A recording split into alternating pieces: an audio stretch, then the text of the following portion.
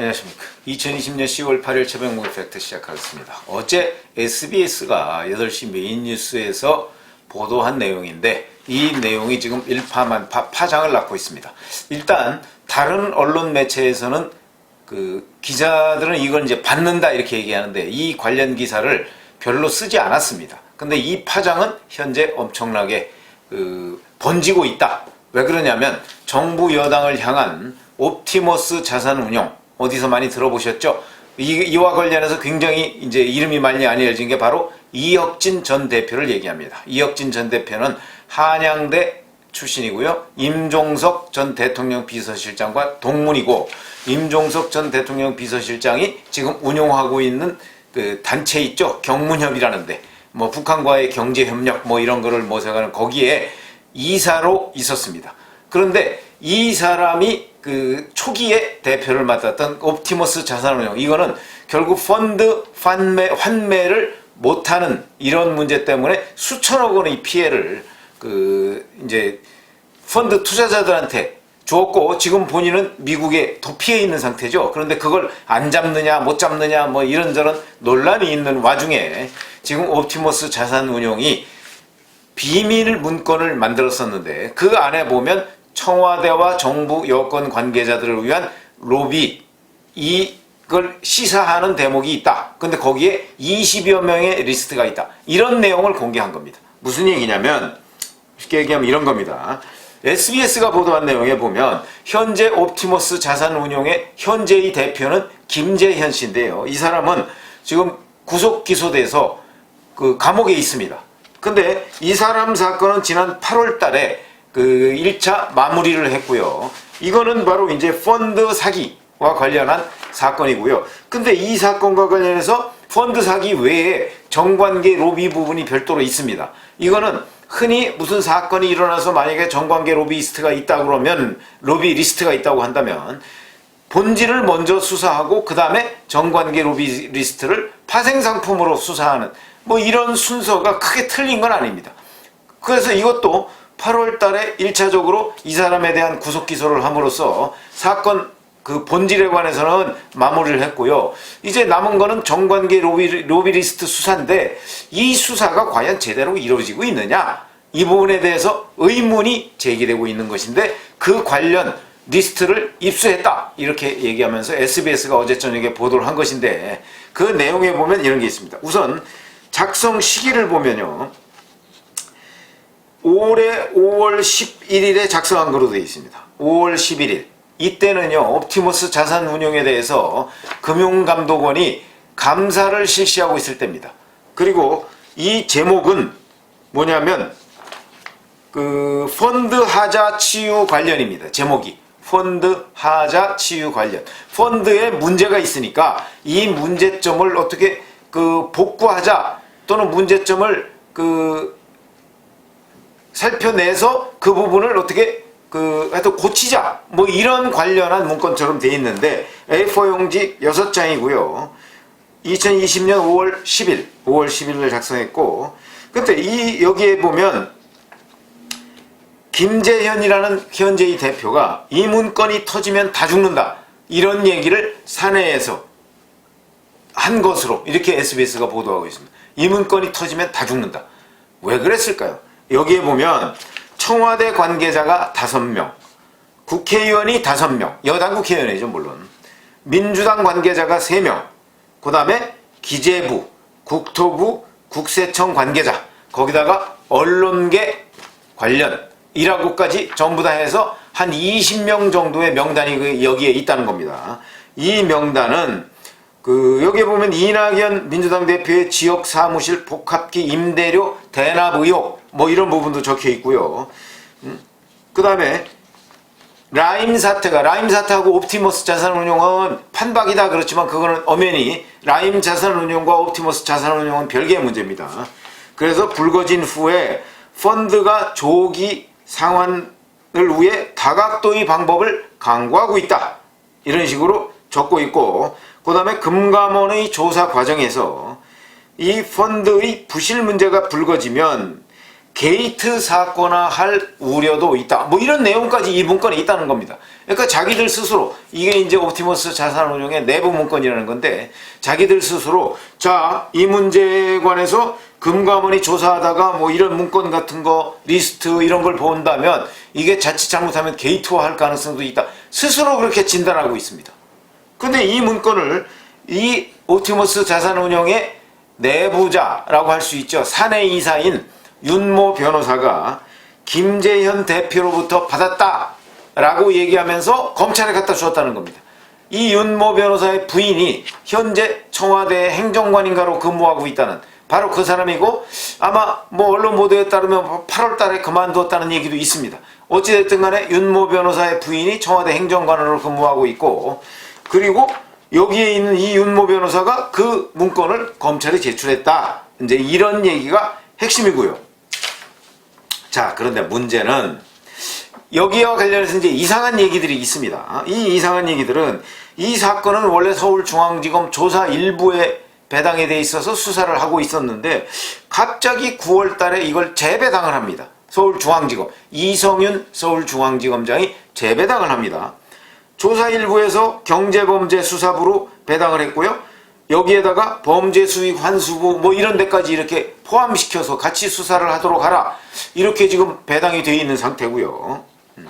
그래서 이제 그 후에는 이 김재현 대표가 구속 기소된 거는 자본시장과 금융투자업법상 부당거래 여기에다가 사기 뭐 이런 등 혐의로 지금 구속 기소가 되어 있는 상태인데 자, 그러면 아까 제가 말씀드렸듯이 첫 번째 수사 대상이 사기 판매 여부 이 부분에 대해서 구속 기소가 되어 있는 거죠. 두 번째가 정관계 로비 부분인데 이거 별도로 수사를 하고 있다가 정관계 로비 부분이 도대체 수사가 진행되고 있는 것인지 진행되지 않고 있는 것인지 애매모호한 상태에서 지금 이런 보도를 만난 겁니다.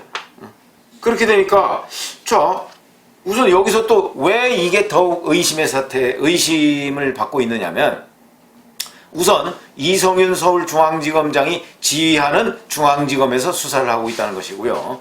그 다음에 윤석열 검찰총장은 이 부분에 관해서 전혀 보고받지 못하고 있었다는 겁니다.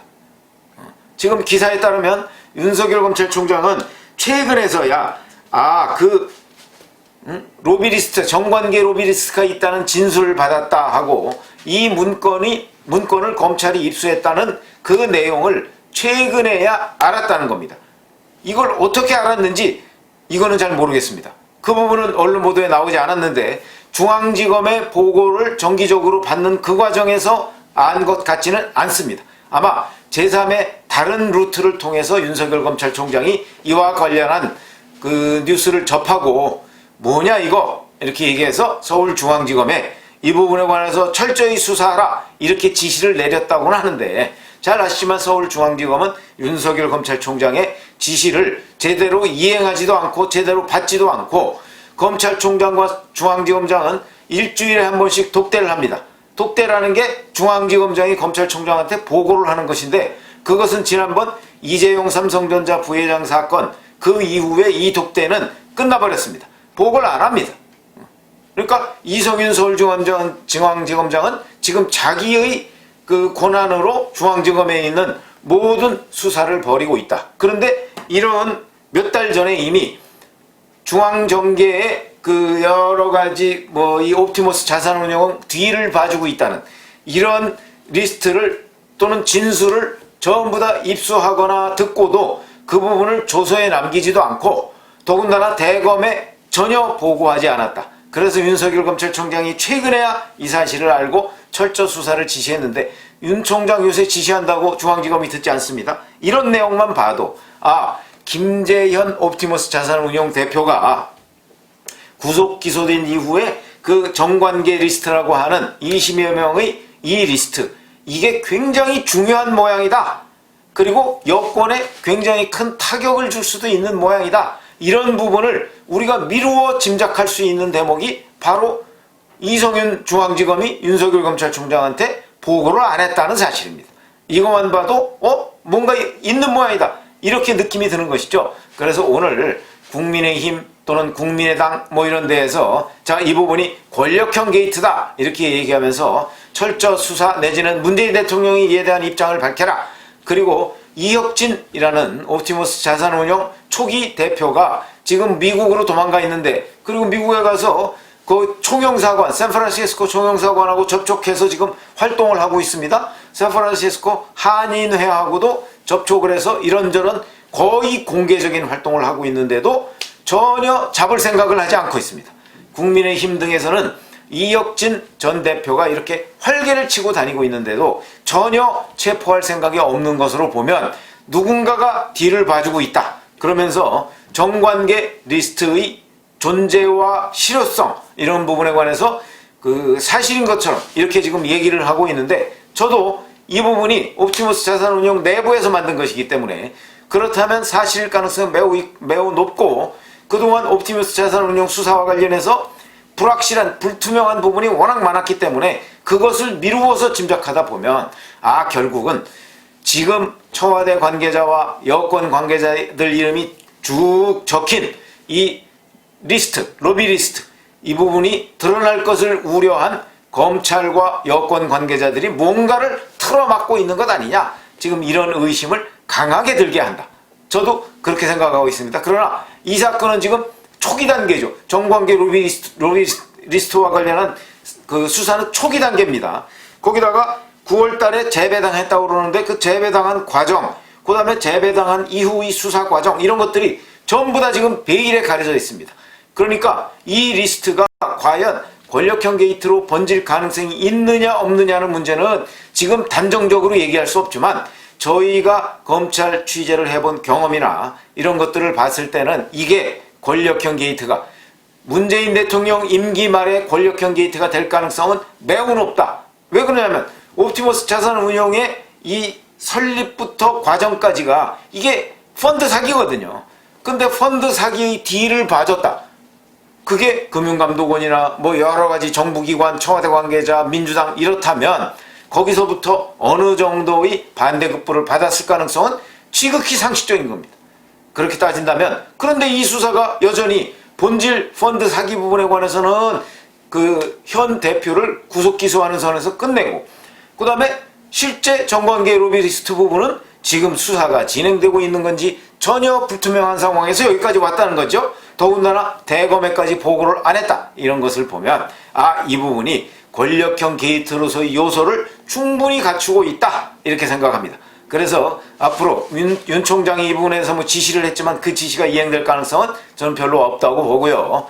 이 부분에 대한 윤석열 검찰총장도 검찰총장으로서 가지고 있는 공식적인 권한을 총동원해야 될 것이고, 그 다음에 이 부분에 대한 수사 9월 달에 재배당했으면 지금 한 달 넘게 진행이 되고 있는데, 이 부분에 대한 수사가 제대로 되지 않았을 때 이 부분을 국회 국정감사 지금 진행되고 있죠. 이 부분에서도 야당이 따져야 할 것이고, 언론도 이 정관계 로비 리스트 20여 명의 명단이 과연 무엇인지, 이 로비 리스트에 있는 사람들의 각각의 역할은 무엇인지, 이 부분을 집중적으로 따져서 이 진상규명을 해야 할 것이다. 이것이 지금 초기 단계다 제가 말씀드렸죠. 초기 단계인데 초기 단계부터 자칫 잘못 건드리면 이 부분에 대한 앞으로의 수사 자체가 어려워질 수도 있습니다.